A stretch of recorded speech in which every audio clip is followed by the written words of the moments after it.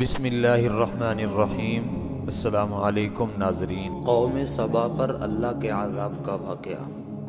اہل سرسار کی ایک قوم جسے قوم سبا بھی کہا جاتا ہے، اللہ تعالیٰ کی بے شمار نعمتوں کے اندر زندگی گزار رہی تھی۔ یہ قوم ایک عظیم تہذیب و تمدن کی مالک تھی۔ حضرت داؤد علیہ السلام اور حضرت سلمان علیہ السلام کی باعظمت حکومت کے بعد ان لوگوں کی حکومت عام تھی۔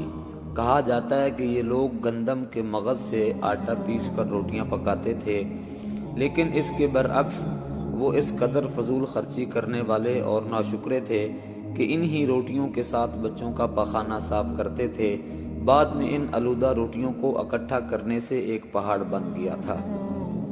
پھر ایک نیک شخص نے وہاں سے گزرتے ہوئے ایک عورت کو دیکھا جو روٹی کے ساتھ بچے کے پخانے کو صاف کر رہی تھی۔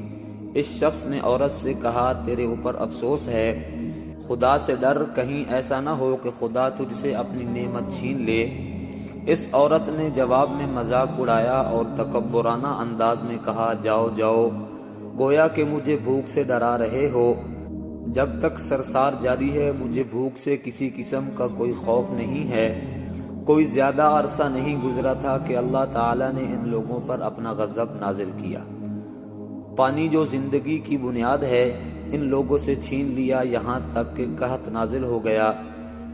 بات یہاں تک پہنچ گئی کہ ان کی ذخیرہ کی ہوئی تمام غذا ختم ہو گئی۔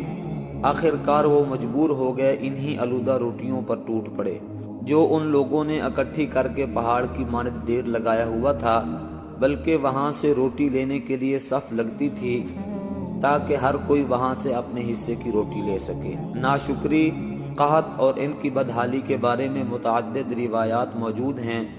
سورۃ النحل کی آیت نمبر 112 اور 113 میں یوں ارشاد ہوا ہے، اور اللہ نے اس بستی کی بھی مثال بیان کی ہے جو محفوظ اور مطمئن تھی کہ اس کا رزق ہر طرف سے باقاعدہ آ رہا تھا، لیکن اس بستی کے رہنے والوں نے اللہ کی نعمتوں کا انکار کیا تو خدا نے انہیں بھوک اور پیاس کا مزہ چکھایا، صرف ان کے اعمال کی بنا پر جو وہ کر رہے تھے۔ آیت نمبر 113، اور یقیناً ان لوگوں کے پاس رسول آیا تو ان لوگوں نے ان کو جھٹلایا، تو پھر ان تک عذاب آ پہنچا کہ یہ سب ظلم کرنے والے تھے۔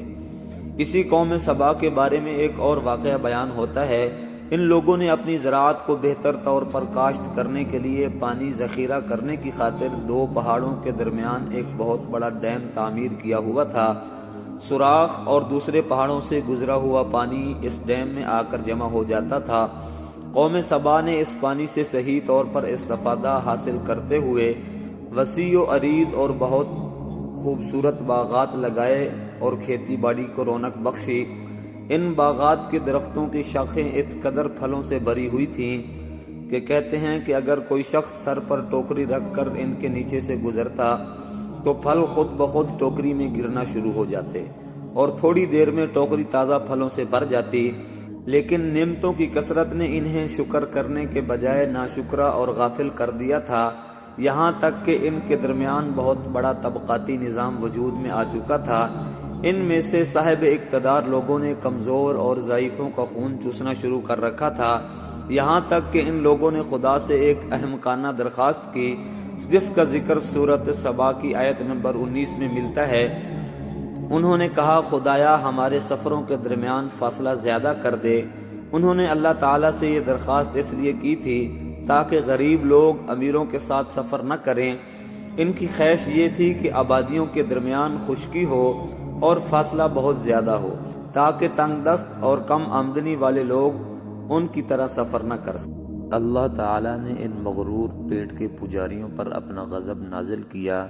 بعض روایتوں کے مطابق ان مغرور لوگوں کی آنکھوں سے دور صحرائی چوہوں نے ڈیم کی دیواروں پر حملہ کر کے انہیں اندر سے کھوکھلا کر دیا۔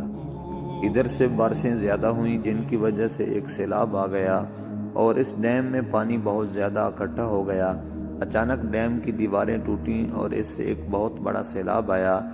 ان کی دیہات، آبادیاں، مال مویشی، باغات، کھیتیاں اور ان کے محلات پانی میں غرق ہو کر ختم ہو گئے۔ ان کے باغات اور زراعت میں صرف بیری کے درخت اور کچھ جھاڑیاں بچی تھیں۔ خوش الحان پرندے وہاں سے کوچ کر گئے تھے، جبکہ الو اور کووں نے قوم سبا کے کھنڈرات میں اپنے گھونسلے بنا لیے۔